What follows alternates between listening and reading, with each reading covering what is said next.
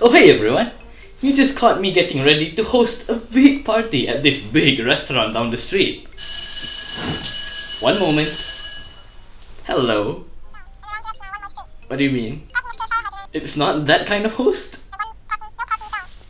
Well, that's a bummer. What is the Ultra series about? To put it simply, it's about giant aliens who defend Earth from kaiju and alien attacks. It's been that way for over 50 years. Generally, the reason they do this is because they really like humans and planet Earth, because we're really similar to their planet before they started evolving. However, their modus operandi in defending Earth is that they stay hidden and show up to save the day at the last second instead of fully making themselves known to the world. This is because they want humanity to do their best before they need to rely on them. But anyway, their method requires some blending into human society. Enter human hosts, human forms, and human Ultramen. These are the three main ways that Ultramen assume their form on Earth, and the in-universe explanation as to why the main character always appears as a human.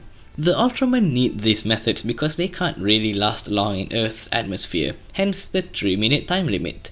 But before we talk any further about this, it's important to understand why they try really hard to keep their identity a secret. From the different series itself, there are several reasons for this.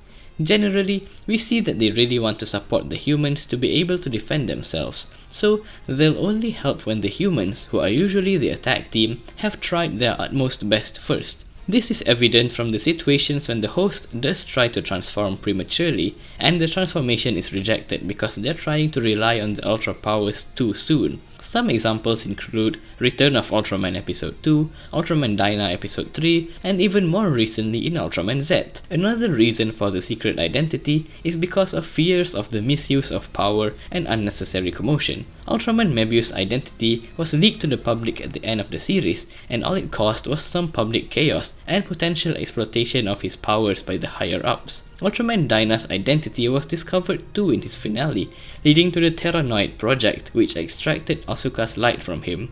Therefore, it's even more of a special moment when Crew Guys knows of Ultraman Mebius' identity halfway through the show because it just highlights the trust and bonds that they have, which is a major theme of the show. And the last reason is simply that in some cases, if their identity is revealed, they'd have to return to the Land of Light, as they won't be able to return to their human form. This is the case for Ultraman Ace. It's never really been mentioned again, and Ultraman Ace could become Seiji Hokuto in later appearances, so let's just say it's kind of weird. Would I disappear if I reveal my identity? As I've mentioned before, it is important for the Ultramen to have these methods in order for them to sustain themselves living on our planet. Anyway, first up is the most common method of assimilation, and the street name for all Ultraman protagonists, the human host. Not this one. Speaking very generally, the Ultra-host relationship is one where the human shares a life and a body with the Ultraman. Ultramen with this relationship with their hosts are the original Ultraman, Ultraman Jack, Ultraman Ace, Ultraman Taro, Ultraman Jonius, Ultraman Cosmos, Ultraman Max, Ultraman Neos, Ultraman Ginga, Ultraman Hikari, Ultraman Zero, Ultraman X, Ultraman Taiga, Titus and Fuma, and Ultraman Z. That was a mouthful. Think of it this way, you're still you, but you have another being inside of you, and you have the power to become a silver giant. An Ultraman usually shares his life with the host because the host died or was on the brink of death. Yeah, the Ultra beings have the power to do that. In the original show, Ultraman collided with Hayata's jet Vitol, killing him. Ultraman was so regretful of this and wanted to atone by sharing half of his life to resurrect the dead Science Patrol officer, and the rest is history. Nearly all Ultra hosts become one with the Ultraman at the moment of death or near death. Ultraman Jack, Ultraman Ace, Ultraman Max, and even Ultraman Z. Although from Jack onwards, they do it to save the human's life as they're touched by their selflessness in helping others, like Ace who merges with Minami and Hokuto who died helping others during a monster attack, and Cosmos with the idealistic and kind-hearted Musashi. Then what happens after the merger? Both the humans and the Ultra's consciousness are still intact, and most of the time, the human is in charge when in human form, and the Ultraman takes over when they're in Ultra form. Although the host is shown to still have agency in Ultra form too, Hikaru speaking when in Ginga's Ultra form, and Musashi usually speaking for Cosmos in giant size. The Ultras usually stay in telepathic communication with their host, for instance Cosmos speaking with Musashi in their abstract space. Although recently, it's common for the Ultraman to sort of reside in their transformation device themselves, like Ultraman X who digitized himself in Daichi's X Divisor, and Haruki who could not meet up with Z when he lost the Z Riser. Nowadays, it's way more common for the host and the Ultraman to interact with each other in their magical space-time area.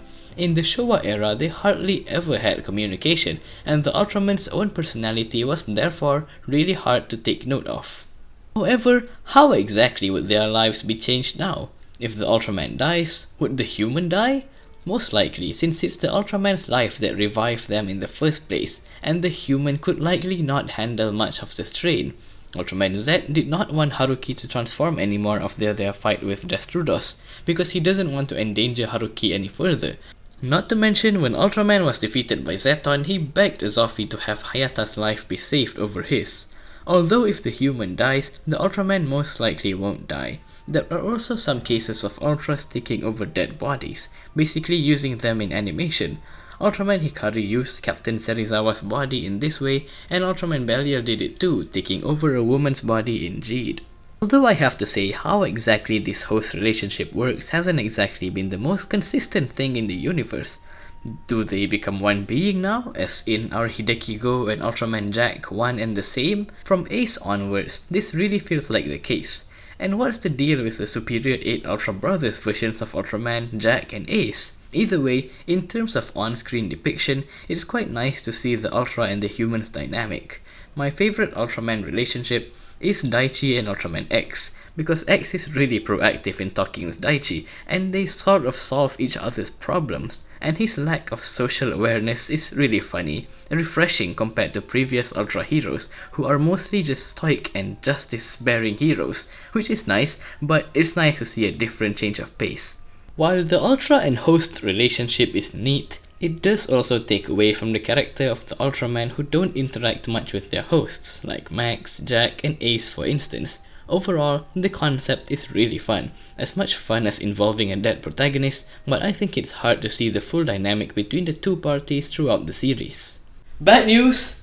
There is no Ultraman inside of me. Or maybe that's good news. Moving on, we have the human forms.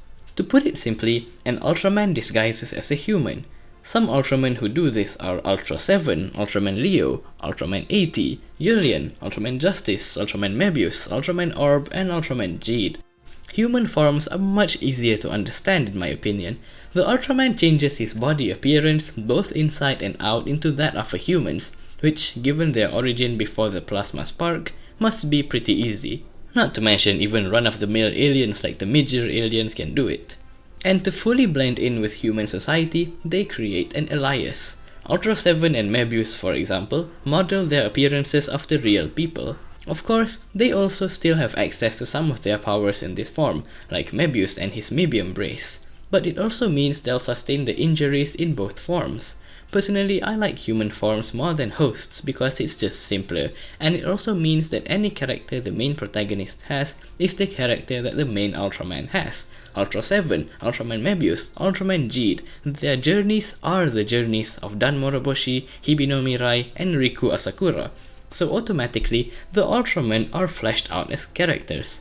Unlike with hosts, where the shows kind of have to try to develop both of them, but usually just go with fleshing out the human host. For example, I like Dan Moroboshi and Gen Otori's dynamic, and you can see it as Ultra 7 himself training Ultraman Leo. And when you imagine it that way, it kind of gives a new dimension to the Ultra heroes, who, for the most part, are only seen fighting.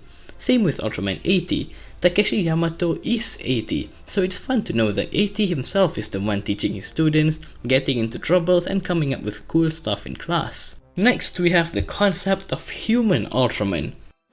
Introduced with Ultraman Tiga, the concept involves humans inheriting the light of an Ultraman, thus gaining their powers and abilities. It's not really them assimilating with another alien, nor are they the aliens themselves. Think of it as simply getting the powers. In this category, we have Ultraman Tiga, Dyna, Gaia, Algul, Rosso, Blue, and likely Ultraman Trigger. We'll go over each of these and how they work. Ultraman Tiga was an ancient giant who eventually left his power in a statue to be inherited in the future in the case of calamity. The real, original Ultraman Tiga may likely have been dead by now, and his essence, his light, was inherited by Daigo Madoka, allowing him to be Ultraman Tiga. His whole backstory is a whole other can of worms, so we'll leave it at that for now. Ultraman Dyna for the longest time was an unknown light that became one with Shin Asuka, but as of now, there's a new novel Ultraman Dyna Zero Drive to the Future that states Dyna's light is in fact Asuka's father who had evolved into Dyna when he went missing on a space trip. Therefore, Asuka inherits his father's light, evident in the series too by him seeing his father in moments like the Reikubas fight and in the final episode. Ultraman Gaia and Agul are the whales of the earth and the sea respectively, entrusted to Gamu Takayama and Hiroya Fujimiya to defend the planet against the radical destruction bringer. While never stated, Ultraman Rosso and Ultraman Blue I think also fall into this category because Katsumi and Isami Minato are actually inheriting the powers of their original Rosso and Blue, who had died a long time ago. Ultraman Trigger is probably the same case with Tiga, such that Kengo inherited the ancient giant's light, but as of this recording things may be different for all we know. With human Ultraman, the host personalities are very much still apparent in the Ultra forms, evident in many points in the series, because they're just them, but in giant size and with full access to the Ultra powers. In this category too are the Dynamists, the host of Ultraman Nexus. There are many Dynamists forming the Nexus of Bonds as per his namesake. While Nexus himself isn't actually there, his powers are inherited to each of them in a similar manner, and each of the abilities that the previous Dynamist contributed, like the Unfans form, the Junis Red form, the Junis Blue, are carried over to the next. I like this concept a lot too, because it really makes the power of the Ultra responsible in the hands of the host themselves. Although I admit, the concept of human Ultraman does take away quite a bit from the concept of coexistence between aliens and humans. So there you have it. Those are the human disguises of the Ultraman during their days on Earth. Of course, there are the oddballs like Ultra 721 and his many human forms. Also, the Ultra Brothers assuming the forms of some volleyball players in Ultraman Taro, and Ultraman Zero with his many hosts. I think all of this is very interesting, and so far, despite some consequently petty inconsistencies, has actually been handled well so far. On one hand, it's something about the franchise that you shouldn't really think too hard about and kinda have to hand-wave it as mumbo-jumbo ultra magic. Although when you look at it as a whole, it's pretty well thought out. Still not sure about Ultraman Ace's identity reveal fiasco though. While all of that happened, I managed to gather all evidence of my identity and am planning to dispose of it. Wouldn't want to disappear now, would I? 1 second. Hello? Hello? Is this Meek Ale? Oh no!